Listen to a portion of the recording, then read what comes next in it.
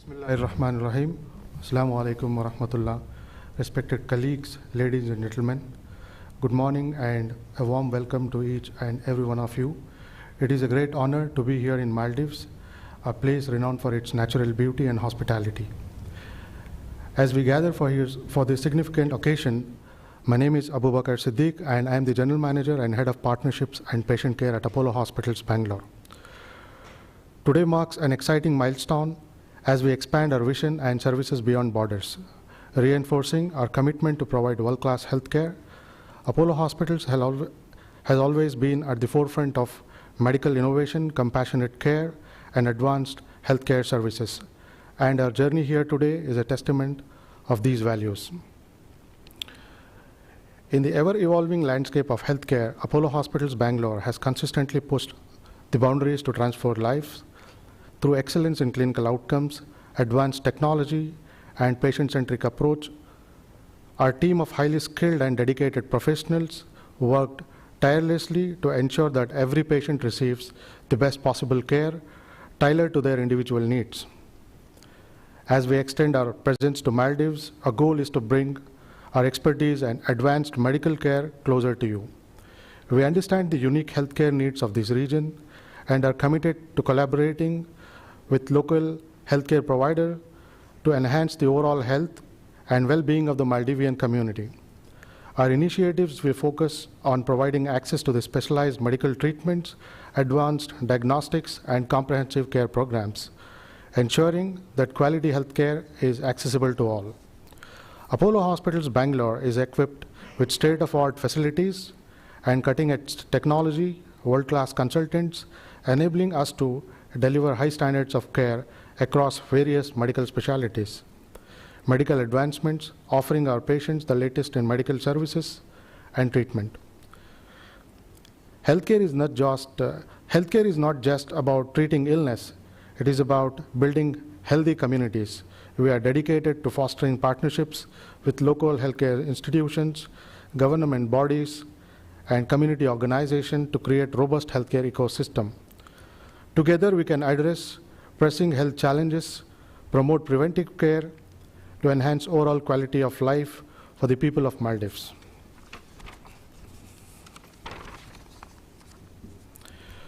As we embark on this new journey, we are filled with optimism and determination. The future of healthcare lies in collaboration, innovation, and relentless pursuit of excellence. Apollo Hospitals Bangalore is committed to being a trusted healthcare partner for the Maldives, and we look forward to making a positive and lasting impact on the health and well-being of the Maldivians. I would like you to have a look at what we do at Apollo Hospitals through this video testament.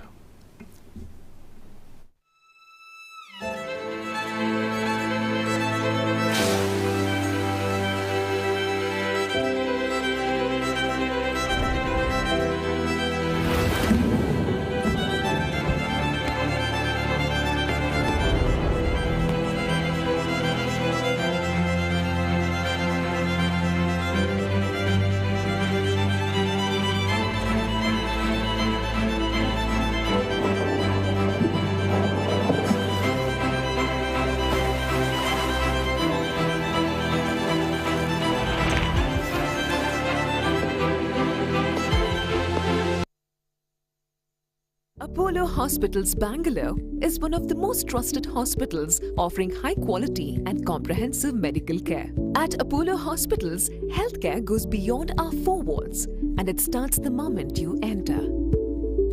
We provide world-class healthcare to our patients. Our state-of-the-art technology, supported by internationally trained experts around the world, is the testament to it, treating with minimal invasive approach and robotic-assisted procedures. Our Center of Excellence each institutes synonyms with personal care and attention to details that makes Apollo Hospital South India's most trusted hospital. We have a dedicated international patient desk and lounge. Our team provides in-house interpreters, travel desks, and prioritize doctors' appointments. Inspired by 5 strong pillars in its pursuit of excellence, we are here to bring you a warm and seamless healing experience at Apollo. It is a picture of reassurance.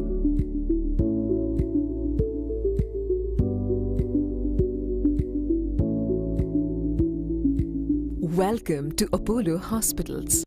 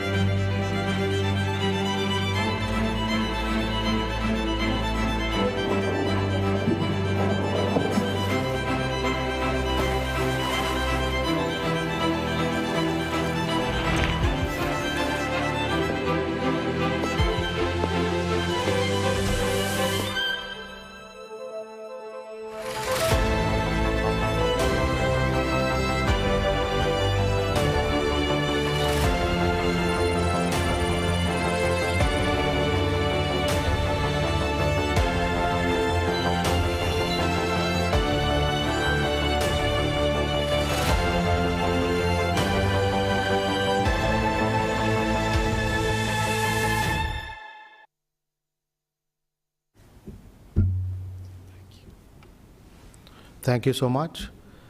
Now let us, meet our panel of experts, like Dr. Satish Satyanarayan, our Senior Consultant Neurosurgeon, Dr. Girish Navasundi, Senior Consultant and Director, Cath Lab Interventional Cardiology, Dr. Rani Bhatt, Senior Consultant, Gynec Oncology and Robotic Surgeon, Dr. Sridhar P.S., Senior Consultant, Radiation Oncology and CyberKnife Expert, and Professor Satish Nair, Senior Consultant, ENT, Head and Neck Surgeon and Robotic Surgeon. So I would like to start with Dr. Satish Satyanarayan on the views on the neurosciences. Thank you very much, Abu, and a warm welcome to all the press which has come here today for this meeting. And we bring greetings from Bangalore, Apollo Hospitals, where we are all working as colleagues. This hospital is about 18 years old now, and it is one of the foremost ones in Bangalore, having the cutting-edge technology, expertise, and experience of consultants. Coming to neurosurgery, as you're all aware, this specialty deals with brain and spine, and mainly the surgical conditions which affect the brain as well as the spine. Now, if we run through the conditions which actually we come across, one of the most common ones are very common from both an Indian perspective and Maldivian perspective. Brain tumors are one of the more common ones that we deal with on a day-to-day basis. Now, there was a time, maybe about 20-25 years back, where the very mention of the word brain tumor, would bring a lot of pessimism to the patient and would think that, this is like a death sentence kind of a situation. But things have changed over the period of 20-25 years, and technologies have improved to an extent that we could treat majority of these patients in a very compassionate and very precise and with good outcomes. So brain tumors is one of the major categories that we at Apollo Hospital treat. And for this, we have advancements like, advanced robotic microscopes, endoscopes, where we can do through minimally invasive natural orifice areas. For example, base of the skull tumors often were considered as almost inoperable or very difficult to reach. Nowadays, one is with technology platforms such as the neuroendoscopy, and with collaboration with teams like we collaborate with Dr. Satish Nair, who is a head and neck surgeon. Some of these very difficult to access areas are now routinely approached and with very good outcomes with very minimal complications. Now, this is possible when you have a good platform of technology as well as people with a good experience having years of exposure to dealing with these kind of tumors. Also, we need to have a very comprehensive center where these patients are not just operated and then sent elsewhere for additional adjuvant therapy. Luckily, in our hospital, we do have the facility for continuation of the care based on the requirement. For example, our oncology specialists help us out with some of the very advanced platforms, and with Dr. Sridhar, we'll talk about one of the major advances in radiotherapy. So we have imminently going to be having the CyberKnife, which is under installation, as well as TrueBeam is another platform, with both of which are very important in treating tumors which are residual after surgery or which, because of their pathology, need additional treatment. Along with this, we also specialize in cerebrovascular field, where conditions like aneurysms, we often see patients who have had subarachnoid hemorrhage from Maldives as well, and this is a very urgently to be treated condition, but in some instances they're even able to reach to the hospitals if they've recovered from the first bleed. So these are treated either by surgical clipping in advanced varieties, otherwise they could also be treated by neuroendovascular means, by coiling or stenting. This is one of the areas where we have a lot of expertise and experience. Along with that, we are one of the level 1 trauma centers, so we manage a lot of polytrauma, head injury, patients who are very critical because of multiple organs involved, etc. They're usually transferred here because of the availability of 24/7 senior consultants of all specialties which are involved in trauma care. We also have a good amount of exposure, and we deal with pediatric neurosurgical patients. So pediatrics is again a separate entity, because these are not just little adults, but we have to treat them as separately because they have unique problems and need unique solutions. Other major category that we deal with are spine, and spine, because of our lifestyle and because of the nature of the problem, we have a very high incidence nowadays of degenerative spinal conditions. People who have cervical spondylitis, who go on to develop compression of the spinal cord and the nerves, then lumbar spondylitis, that is the lower back pain, lumbago, and we call it also as sciatica, where there is nerve compression, root compression to the nerves supplying the legs.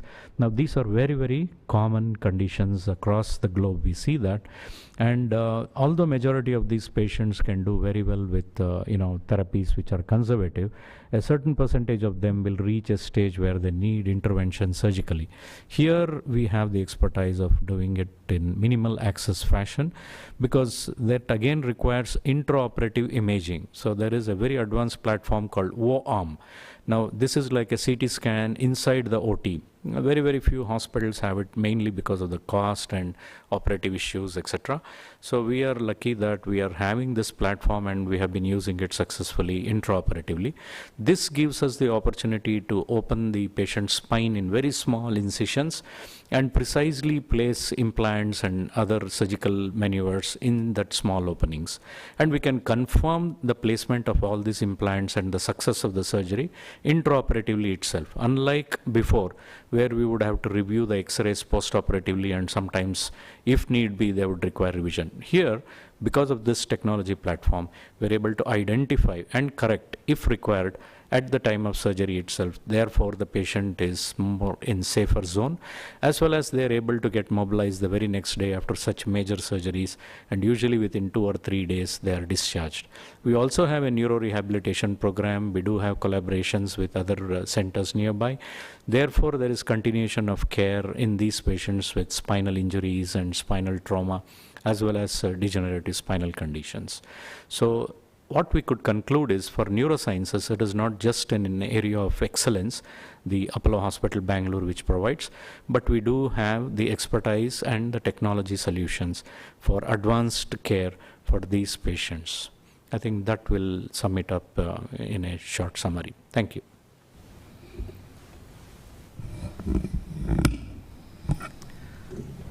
Hello and welcome. And I'm Dr. Girish Navasundi. I'm an interventional cardiologist. I'm very delighted to be here among with you all in Maldives. As humans, as doctors, it's our moral responsibility to bring in the best of human skill and technology for all the people across the borders, as Mr. Abubakar just conveyed. It's been the vision of our chairman to impact every life so positively that most can live to best of their potential. Towards that, the way the people of Maldives share their natural beauty and hospitality with the rest of the world, we from India, especially Bangalore, we are pioneers in terms of technology and human skill. We have always invested tremendously into building global standard of healthcare in terms of skills and the cutting edge technology, which brings healthcare of a global standard at a very affordable or efficient pricing. Today, globally, the greatest challenge is for every human an access to the global best standard of healthcare. I think India, especially Bangalore, has been able to bring best of human skill and technology for all the people across the globe. And we receive patients from more than 70 countries at this point in time. Coming specifically to heart, we all know heart is center of human existence, both emotionally and physically. As long as heart works, a person is alive. So it becomes a responsibility for all of us to nurture this small organ which works relentlessly from the time we are in mother's womb to our last breath. And we also need to be mindful of the fact that this organ can be affected by birth or most often by our lifestyle. Being of South Asian origin, genetically we are more vulnerable for cardiovascular disease, means disease of the heart and the blood pipe. When I look at Maldivians, like some of South Indians, are more vulnerable for heart attack, heart failure, cardiac arrest, and stroke. This happens because of the risk factors that exist and the lifestyle. I've seen in this community, I think people live a bit of stressed life and quite a large proportion of them smoke. And their diet also, although it is sea-based food, but also a lot of oil. So when we look at how do we prevent disease among the Maldivian community, and when there is a need for cutting-edge medical science to heal them and bring them back to their families with much better productivity and longer life, it's important to collaborate. We are very glad the government of Maldives has tremendously invested into the well-being of people, offering them across the globe access to the best of healthcare, either directly or through insurance companies, and that's a great initiative. We from Bangalore have been meeting, treating patients from Maldives for quite a few decades, and many of them have been even educated in Bangalore. Coming to heart, you must understand that there are three diseases which are different but very dangerous. One is heart attack, the second one is heart failure, third one is cardiac arrest. Heart attack happens when the blood pipes that supply oxygen to the heart get clogged by cholesterol or calcium. Blood flow stoppage leads to damage, that's called heart attack. Heart failure is a situation where heart cannot pump adequate amount of blood to meet the demands of the body. They become weaker and weaker, and they have repeated hospitalization for either breathing difficulty or exhaustion. Third condition is called cardiac arrest, where the electrical activity suddenly becomes impaired or stops, leading to stoppage of oxygen supply to the brain and other body. These are, to a large extent, preventable. You have a great healthcare system in some parts of Maldives, which is able to manage a large portion of cardiovascular disease. Very efficient people, able to diagnose and identify. But I think there is a portion of disease that needs to be managed by a much technically advanced and more skilled healthcare professionals. I think when you seek that highest level of healthcare skills and the best of the technologies, I think we are one of the most sought after healthcare destination, that is Apollo Hospitals, Bangalore. We are very glad to partner, and I'm sure there are many patients in this region who would vouch for their experience. When it comes to heart blockages, we are one of the pioneers in doing the most complex, means when there are 100% blockages in multiple vessels who cannot be treated by a bypass, we do angioplasty on them. Or those who have undergone a bypass and they redevelop blockages, which again needs high level of competence to treat, we do angioplasty on them. There's another category where the blood vessel is blocked with substance which is so hard, called calcium, that it becomes very difficult to open them.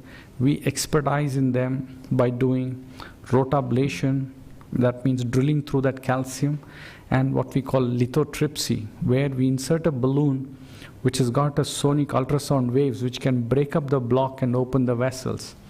And also we do most of our cases under vision. That means we do not do depending on the angiogram, but introduce a camera inside the blood vessel, understand what is blocking, what is the length of the vessel, how long is the block, and when we implant a stent, how well it is done to conclude. Why?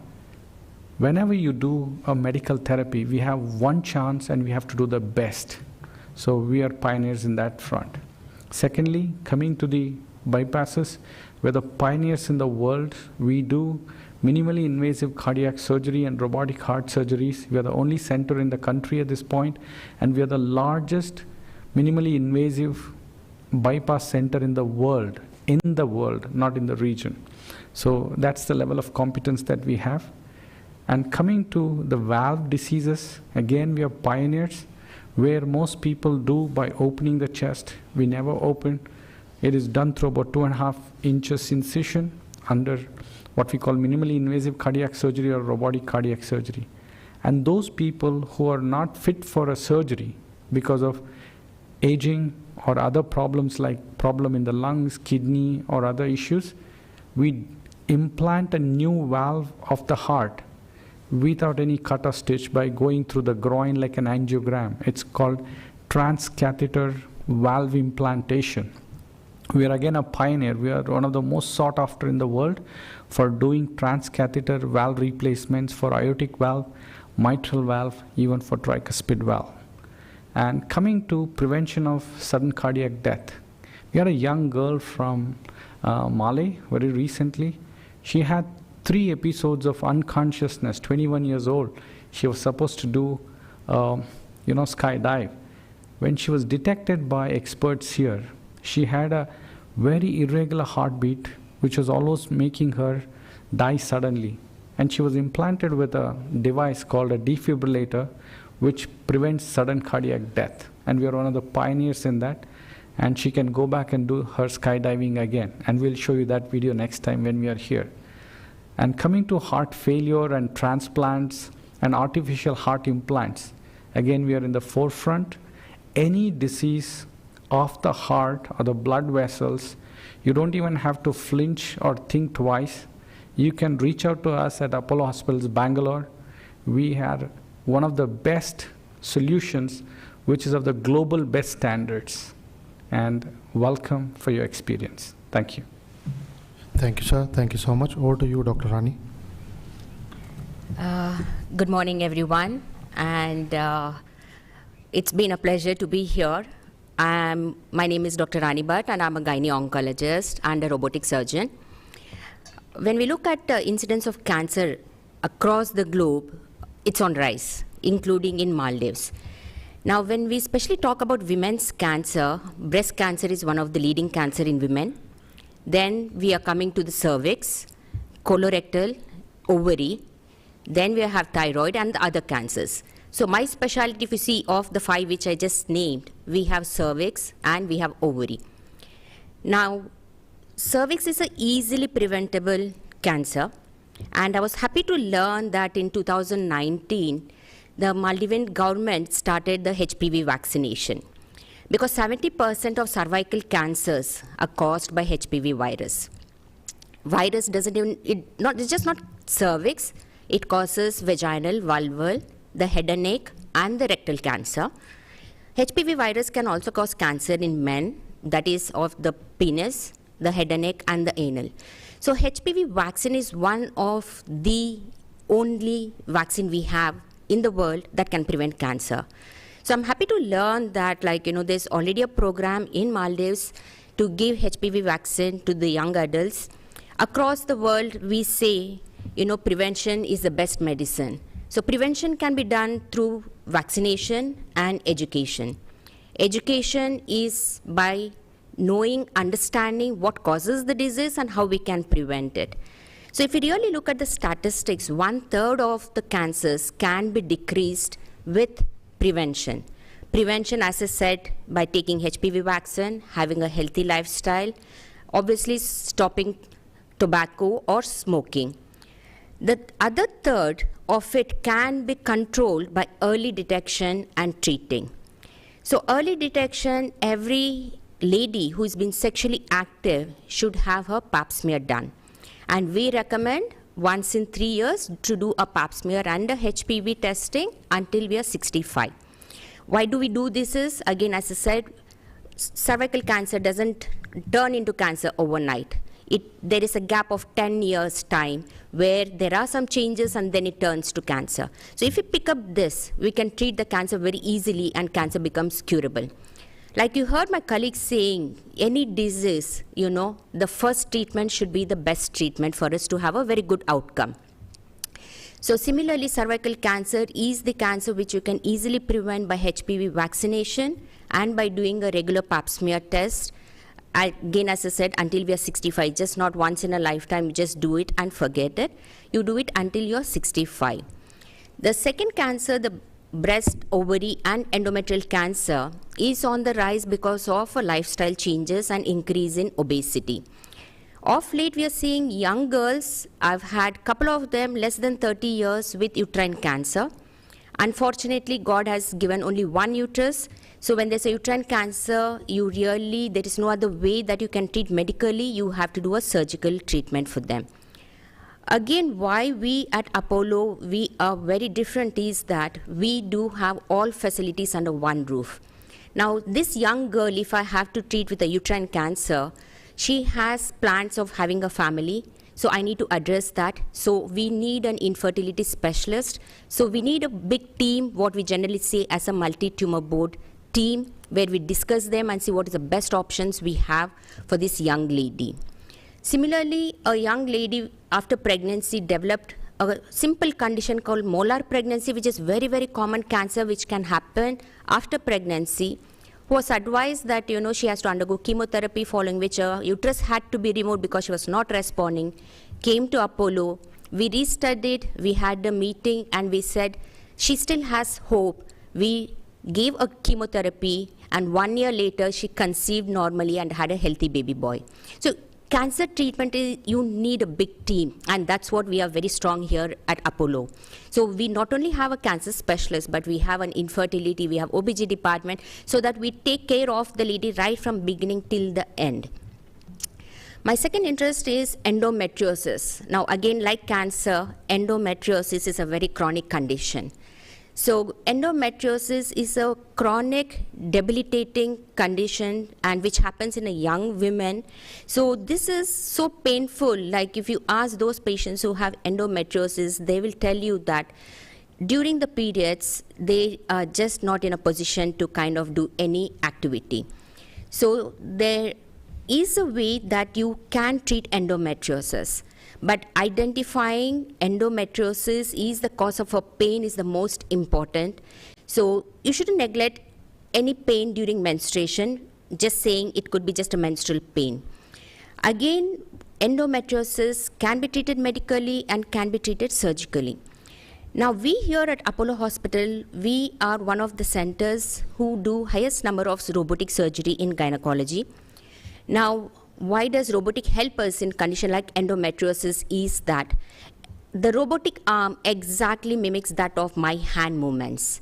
So, I can do a very, very fine surgery in a young girl who has endometriosis where there is scarring, the tubes are really stuck. So I can do a very fine surgery and release the tube so that later on she can go and have a chance of conceiving normally. So, robotic surgery is the mode of treatment in cancer and in endometriosis. Now, we do know it is done through a tiny holes. When we do it through a tiny hole, robotic surgery is magnified much more than the normal laparoscopic surgery. We do get a 3D vision. The movements are very, very fine. To do any stitching or removing any disease, it's a very fine. When the cuts are very small, the pain is less. When pain is less, obviously the recovery is much, much faster. Again, as I say, it has to be a teamwork, be it for a cancer or be it for an endometriosis. And here we have a huge team wherein when the patient first comes in, we discuss about the disease and what is the best option that we have for them. Right from preserving the fertility to fertility sparing surgery, we offer embryo preservation before going in for any cancer treatment. If a lady needs any chemotherapy, we do know chemotherapy can have effect onto the ovary and the eggs. So we do right from the beginning till the end. Again, for example, it is just not the surgery like my colleague said, and we just stop there. After surgery, a lady can go through a lot of hormonal issues. It's just not the psychological impact of the disease, but the hormonal issues because of the treatment. And I would say, like being a lady doctor, I can understand those hormonal issues very, very well. And being a gynecologist, I do know how to address them, how to treat them. And we are kind of like there with the patients till the end of their recovery and after that. So at Apollo, I would say I'm very proud to be associated with Apollo because we have a huge team, like you have seen my other colleagues in other departments, because patients, when they come with these chronic diseases, they have other associated conditions. So it is always a teamwork where we look for a successful outcome, both in cancer and both in endometriosis. Thank you. Thank you, ma'am. Dr. Sridhar PS, over to you.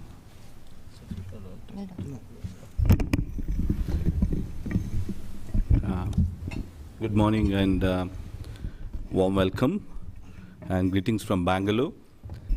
So as we know, the esteemed panelists here, what we are talking about is a power-packed the healthcare systems, which makes it major difference. Non-communicable disease is one of the main things what we are talking, so which is the most common cause of death. So cardiovascular disease is the one what is already touched upon. Then is the cancer. So I'm a cancer specialist, a radiation oncologist, and we also talked about the brain tumors, and we're going to talk about head and neck cancer is one of the things. The moment if you talk about anything about cancer, so there are three things has to be remembered. So what is the causation of cancer? Can we prevent the cancer? How to diagnose? How to manage? And most important is the follow-up. So all these things has to be discussed and debated actually when we are talking about. So we know that the prevention of cancer, the causation of cancer is always one of the things we touch upon. lifestyle, the cancer is actually a lifestyle disease. So when we look at that, the Maldives is one of the not short of it in terms of smoking is or tobacco-related cancer is concerned. Probably another things I would like to add is the obesity is another things which makes it more important to address, because it's also a problem for the cardiovascular, and indirectly it's also causation for cancer. So how we need to diagnose this cancer, the key thing is early diagnosis is the key in terms of cancer management, and we need to diagnose as early as possible. Do not neglect your symptoms. The most common cancers, what we see in Maldives is like in female and male, if you see tobacco-related cancer, that's a lung cancer. In breast cancer is #1, and then comes the cervical cancer, then hepatocellular, colorectal cancers, and prostate cancer in male. That is, these are in terms of like top 10 cancers in Maldives, what we are seeing. So coming to the management of it, the moment if it is, the first time is the best time. So that is where we are crucial in terms of cancer management. That's what we do it in Apollo Cancer Institute. So basically, it is not a one-man show. It's always a multidisciplinary team approach. So that is the key in cancer management. So it is not only the numbers, it is actually the man behind the missions and the expertise what we have in terms of starting from the diagnosis to in terms of rehabilitation and follow-ups. So that is what is important. And in terms of cancer management, the targeted treatment is the key. So that is where we are looking at now.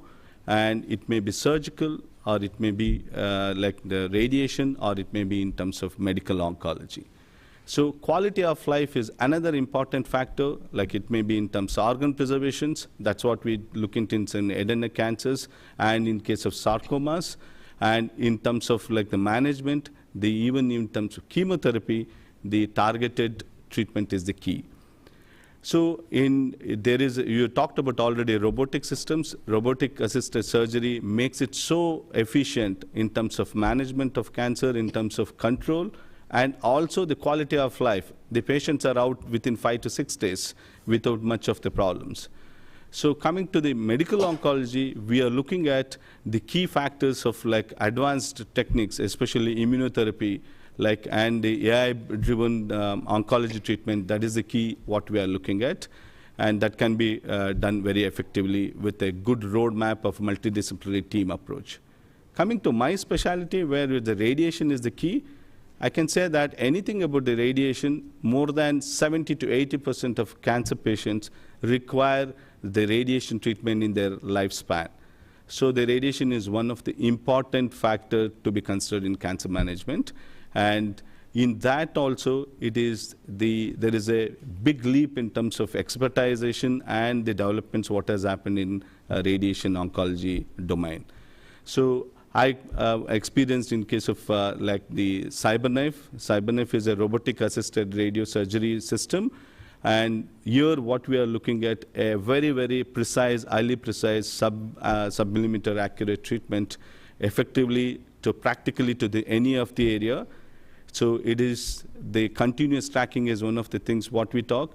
Because you are giving an highly efficient the more dose, it can be treated very effectively with the least side effect to the surrounding structures, and it's with a short duration.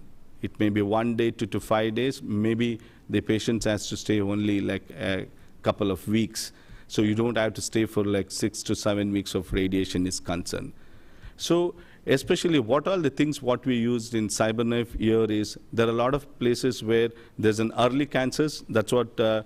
Satish was talking about, neurosurgical approaches where there may be residual disease, or the surgically we cannot reach to that particular stage, or patient may not be eligible for surgery. These are definitely the indications what we are looking at.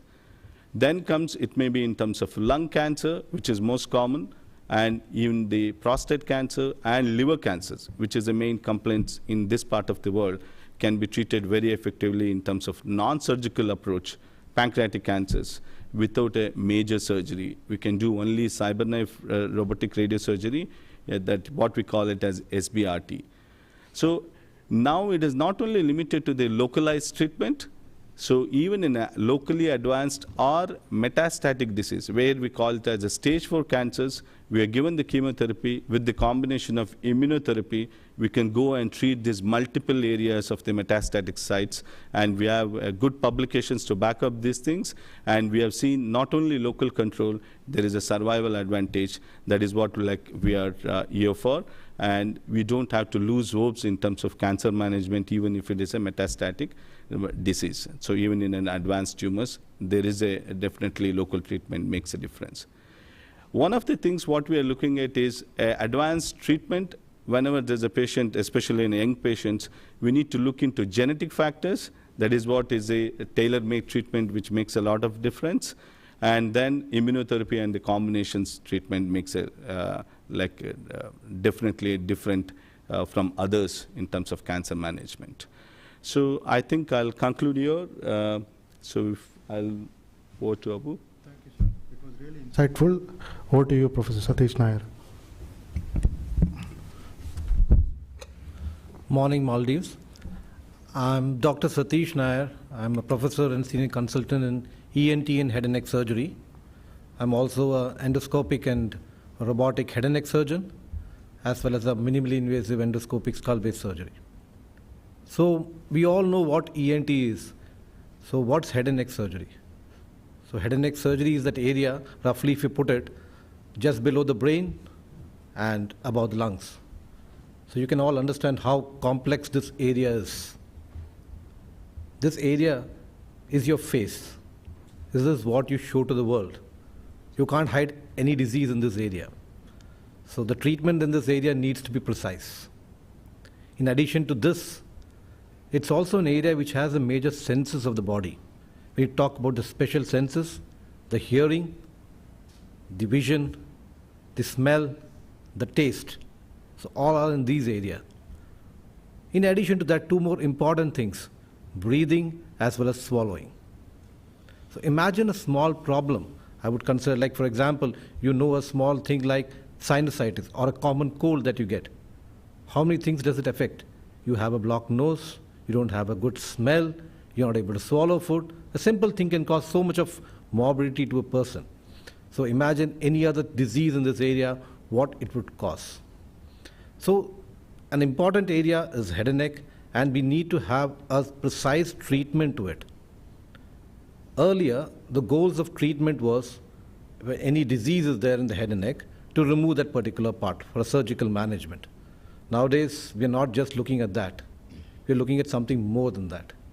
We just don't want to remove the disease, but we also want to give good function. So these functions that were there, they need to be given back to the patient. That is where the minimally invasive surgical procedures come in. So when I mean minimally invasive, we are going to smaller areas, we're not exposing larger areas, and we're ensuring the functions are preserved. For example, earlier if you had to go to the back of the throat and do some surgery, you would have to cut across a lot of structures. Now we have an endoscope which can go through your mouth, reach that area, remove the disease. If it's a little difficult to reach, we have the robotic surgery which goes there. Your hands cannot reach it, but the robotic surgery can reach it. So what does it do to the patient? It ensures that a lot of areas are not cut open, a lot of form or the function of the patient is not affected at all. In addition to these two goals, now everybody wants a third goal also. And we at Apollo Hospital are pioneers in this too, to give the form, that is the cosmesis. Imagine a surgery in the head and neck that we perform with a large incision, which cuts across most of the area. You carry the scar throughout your life. So carrying a scar is not great on your face or your neck. So now we do have procedures where we can go through, like we said, the natural orifices, the nose, the ear, or the mouth, and perform surgeries. We also can shift these incisions to be smaller ones and make these incisions go far away from the main area. Maybe the incision is somewhere behind the ear.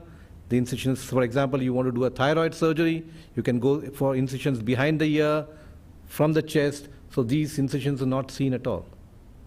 So all three principles are managed. Remove the disease completely, keep as much as possible function as possible, as this area has a lot of function, and preserve the cosmesis. What is this treatment protocol give a patient. Today, most of the patients want to be in the hospital for the shortest period of time. You want to be in the hospital and get out, perform the surgery and get out as soon as possible. These minimally invasive endoscopic as well as robotic treatment helps in having the minimal time in the hospital. Patient goes out early from the hospital and can resume work, normal day-to-day work as fast as possible. The smaller incisions ensure the incisions are hidden, they are far away, patient can go back to work immediately. All this goes back to a good quality of life. So we at Apollo Hospitals, Banagata, Bangalore, do have these procedures. Army of all these procedures are there with us to treat all cases of ENT as well as head and neck surgery. Thank you. Thank you so much, sir. Now we are open for the question and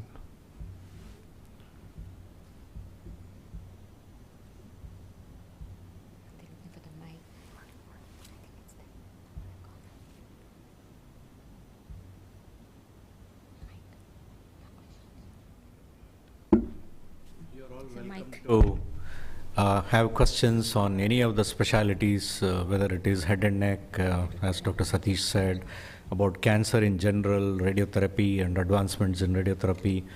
Dr. Girish has spoken so much about advancements in cardiac sciences. Similarly, neurosciences I have covered for both for brain and the spine. So virtually the most important super specialties which are difficult to access in smaller places or places where it requires a lot of advanced care.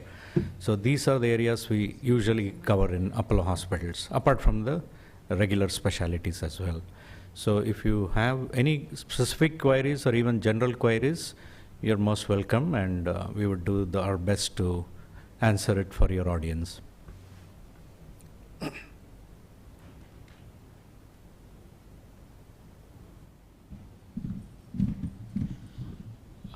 Good morning. It was a very informative information for us. And my name is Ali, and I'm from PSMNEWS. We had a question. Actually, I think most of the audience will be concerned to connect with your hospital. Which are the insurance companies that you will be working, or is there any insurance companies already having established relation with Apollo Hospital Bangalore? And the other thing is whether already our local government insurance, Asanda, is connected to the services that are in Bangalore Hospital. yes, so Mr. Ali, we have been working with Asanda Insurance Company from last 3 years. These are third anniversary. We also work with Amanat Kaful, and we also work with Allied Insurance. We work with all 3 insurance companies. And I have a second question as well. As Maldives is very much involved in sports, and there are a lot of sports injuries happening, especially ACL, ligaments and these things, and full reconstructive surgeries of knees. These are very common, and a lot of and also recently we have noticed that there is a treatment called PRP being promoted within the community, but I also believe that most of the medical specialists don't recommend PRP much. But for these reconstruction surgeries, is there any special treatments or special opportunities for the sportsmen that are going through the injuries and their rehabilitations? Can it be done while rehabilitations can be done within local facilities with your instructions? To answer that question, we have a sports medicine department as well as surgeon. It just doesn't work in silos. There is an orthopedic surgeon, neurosurgeons, spine surgeons, physiotherapists, and rehab specialists work as a team.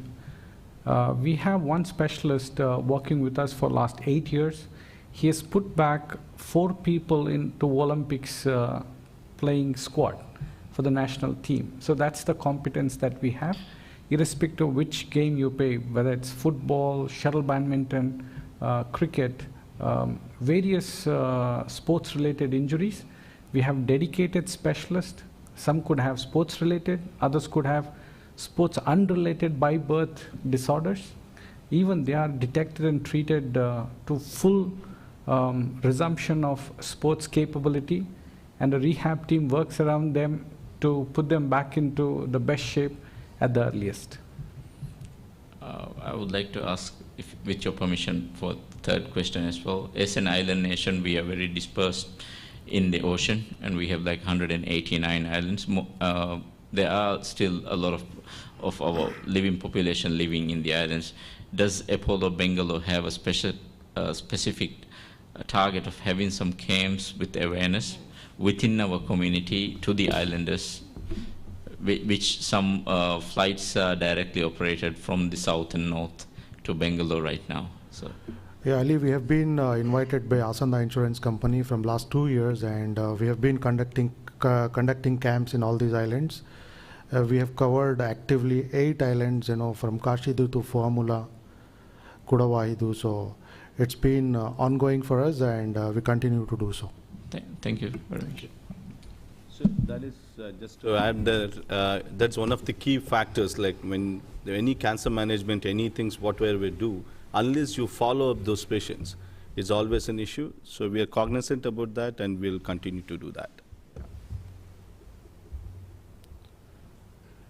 I hope I have cleared with the insurance companies. We have been working with them, and it's been successfully. We have completed 3 years, and we look for more expansions.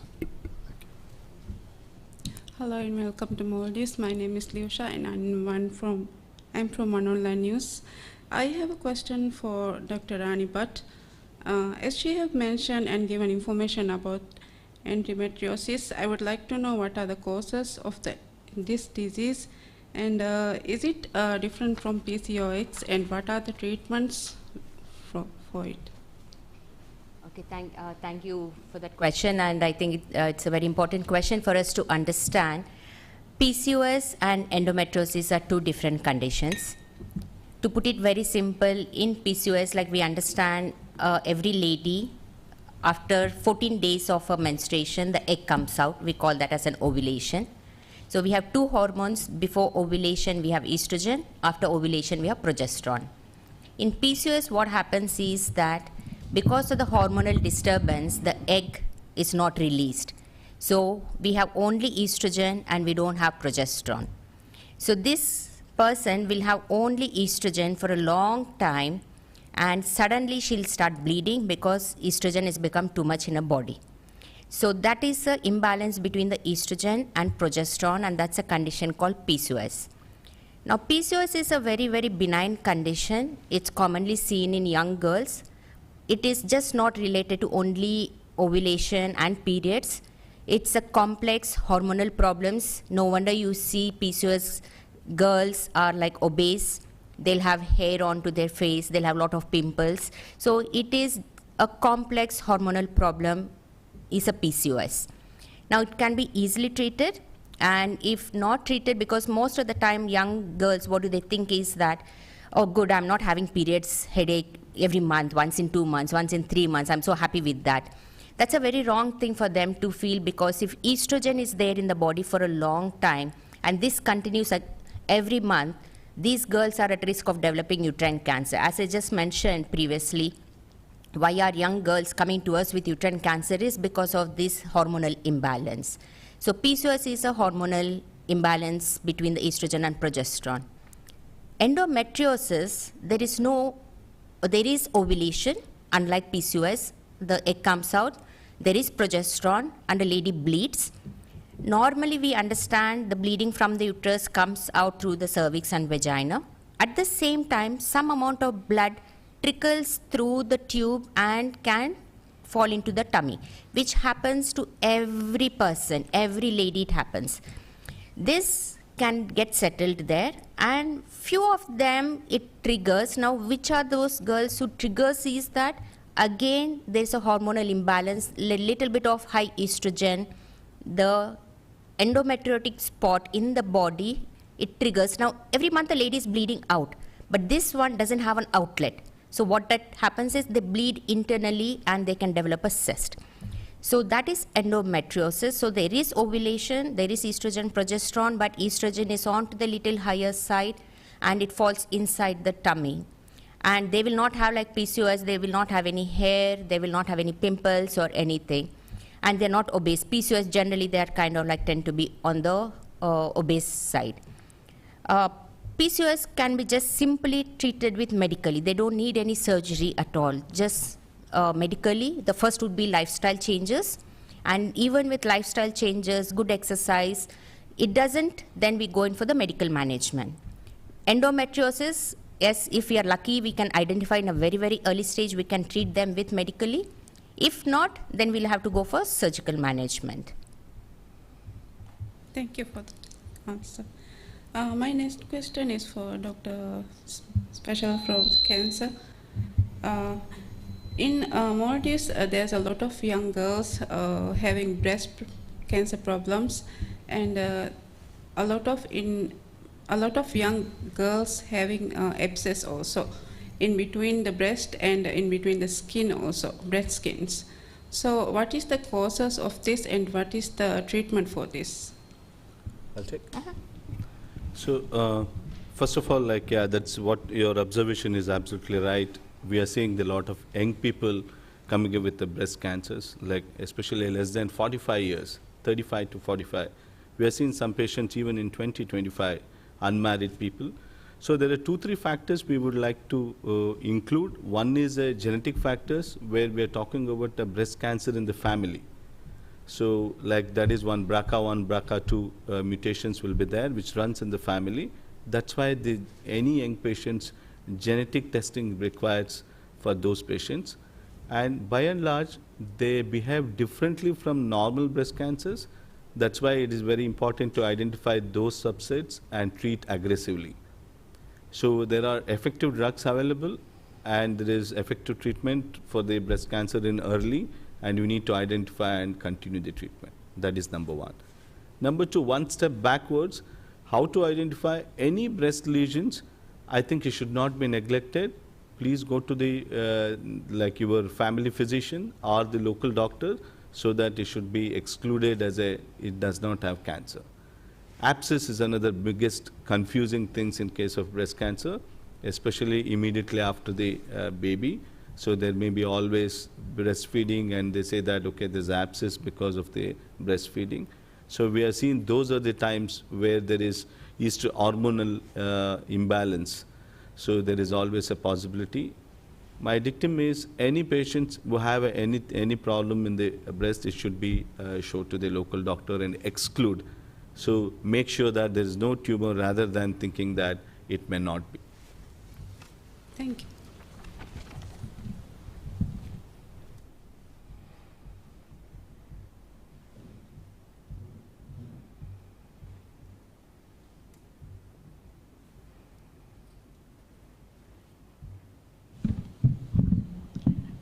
Hello, I'm Fatima Zula from PSMNEWS. My question to you is, how would you describe your experience treating Maldivians? And can you also provide an estimate of how many Maldivians you treat in a monthly basis? An estimate, I can say we treat about approximately 70 patients from Maldives monthly. And about their experience, it is always good to hear from the doctors. So can you just put a few words? Yeah. As I said, we've been treating for the last 8-10 years.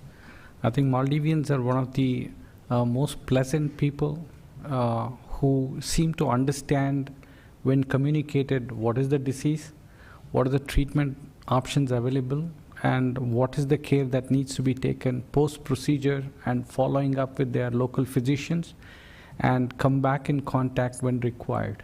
I think they're a well understanding community, and largely they adhere to the treatment advice given, and the challenge has been the smoking. I think you need to work on that. Adding to this, like we really appreciate the initiative of the government in, like taking care of the treatment, which is really unique and excellent, like we really appreciate for that.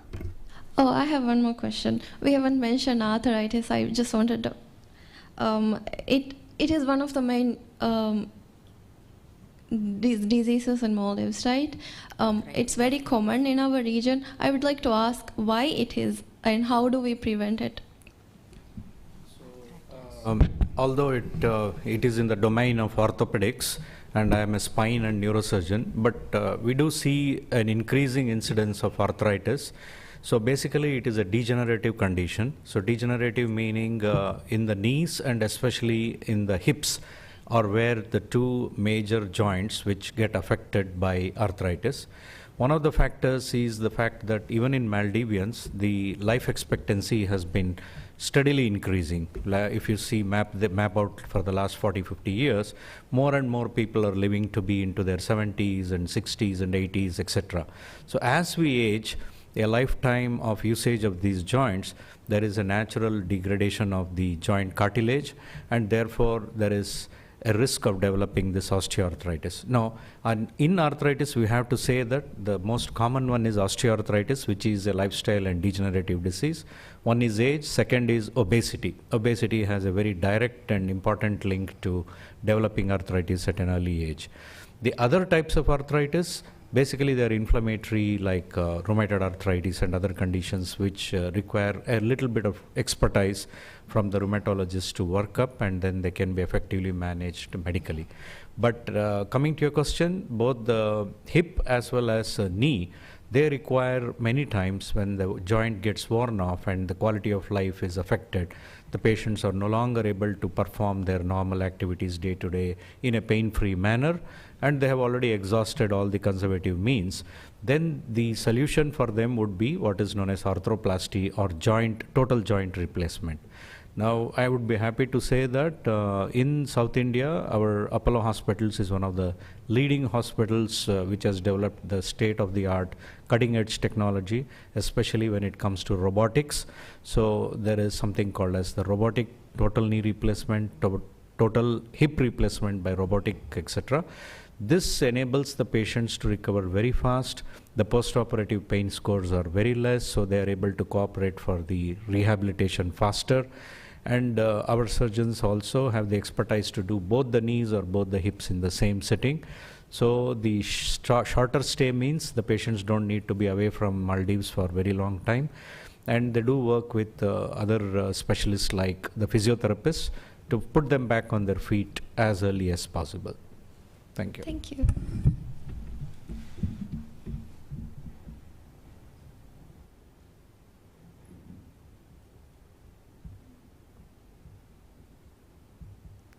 So just going back to that question where you said that why Bangalore and why one. So there is a direct flight. Now there is Bangalore is Maldives to Bangalore, and the weather is very pleasant. And of course, what we are looking is an experts, the man behind the machines. That is what makes a difference. And how the Maldivians have taken it. So we have treated a lot of patients more than a decade now. So the one testimonial probably is like yesterday I had a dinner with one of my patients, like father who's died almost 6 years back.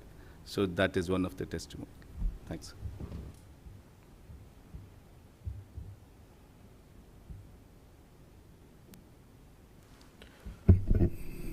Thank you so much. I would like to extend my heartfelt gratitude to the press, our partners, and the wonderful people of Maldives for their warm welcome and support. Together, let us pave the way for a healthier, happy future. Thank you for being here today, and we look forward for the exciting journey. Thank you so much, sir, on the dais. Thank you so much, sir.